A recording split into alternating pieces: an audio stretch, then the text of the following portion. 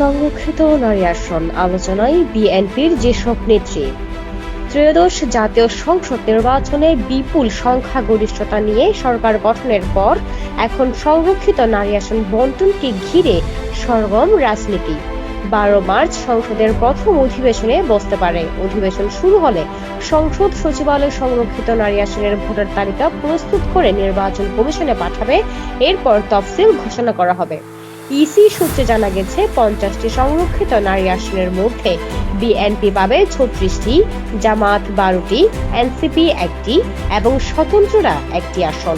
নির্বাচনে বিএনপি নেতৃত্বাধীন জোট 212 আসনে জয় পেয়েছে। ফল ঘোষণা বাকি থাকা 2 আসনেও বিএনপি প্রার্থীরা এগিয়ে। স্বতন্ত্র হিসেবে জয়ী 7 জনই দলীয় সিদ্ধান্তের বাইরে গিয়ে প্রার্থী হওয়া বিএনপি নেতা। ফলে সংরক্ষিত আসনে বিএনপির সংখ্যা আরও বাড়তে পারে বলে দলীয় সূত্রের ধারণা। বিএনপির একাধিক সূত্র জানায় সংরক্ষিত নারী আসন বণ্টনকে দলটি অত্যন্ত গুরুত্বের সঙ্গে দেখছে।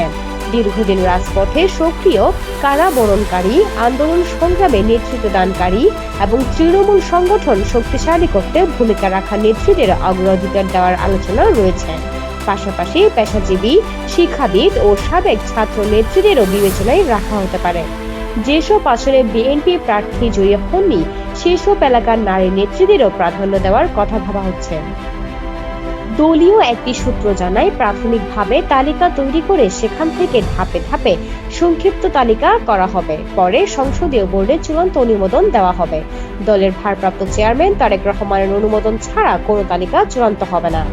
দলীয় ও সংশ্লিষ্ট সূত্রে জানা গেছে, সংরক্ষিত নারী আসনের সম্ভাব্য মনোনয়ন প্রত্যাশীদের মধ্যে রয়েছেন স্থায়ী কমিটির সদস্য সেলিমা রহমান, বরিশাল বিভাগীয় সাংগঠনিক সম্পাদক বিলকিস আক্তার জাহান শিরিন, হাসনা জসিমউদ্দিন মদুদ, মহিলা দলের সভাপতি আফরোজা আব্বাস, সাধারণ সম্পাদক সুলতানা আহমেদ, সাবেক সাধারণ সম্পাদক শিরিন সুলতানা, হাসিনা আহমেদ, রুমানা মাহমুদ, শাম্মী আক্তার, নাজমুন নাহার বেবি, সাবেক এমপি আসিফা শ্রাবী পাপিয়া, সাবেক এমপি নীলুফার চৌধুরী মনি, রাশেদা বেগম হীরা, রেহানা আক্তার রানু।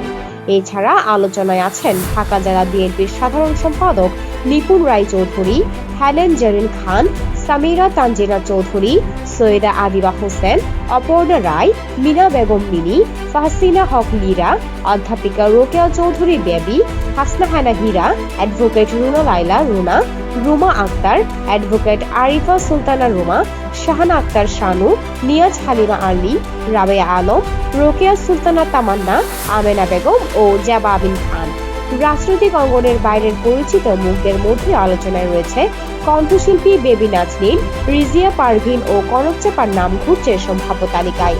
এছাড়া সাবেক কাউন্সিলর ফেরদৌসী আহমেদ মিষ্টি, বিথিকা বিনতে হুসাইন, সঞ্জিদা ইসলাম তুলি, শাহিনুন নার্গিস, শওকত আরা উর্মি, সেলিনা সুলতানা নিশতা, নাদিয়া পাঠান পাপন, শাহিনুর সাগর, সাবেক এমপি ইয়াসমিন আরা হক, চেমন আরা বেগম, জাহান পান্না, বিলকিস ইসলাম, ফরিদা ইয়াসমিন, ডক্টর সেন্সিলা জাবরিন, প্রিয়াঙ্কার নামও শোনা যাচ্ছে। রাজনৈতিক বিশ্লেষকদের মতে নিরঙ্কুশ সংখ্যাগরিষ্ঠতা পাওয়া বিএনপির জন্য সংরক্ষিত নারী আসন বণ্টন কেবল সাংগঠনিক ভারসাম্য নয়, ভবিষ্যৎ রাজনৈতিক বার্তাও বহন করবে। দলীয় ত্যাগ, মাঠ পর্যায়ের গ্রহণযোগ্যতা ও নেতৃত্বের আস্থা, এই 3 মানদণ্ডেই শেষ পর্যন্ত নির্ধারিত হবে কারা যাচ্ছেন সংসদের সংরক্ষিত নারী আসনে।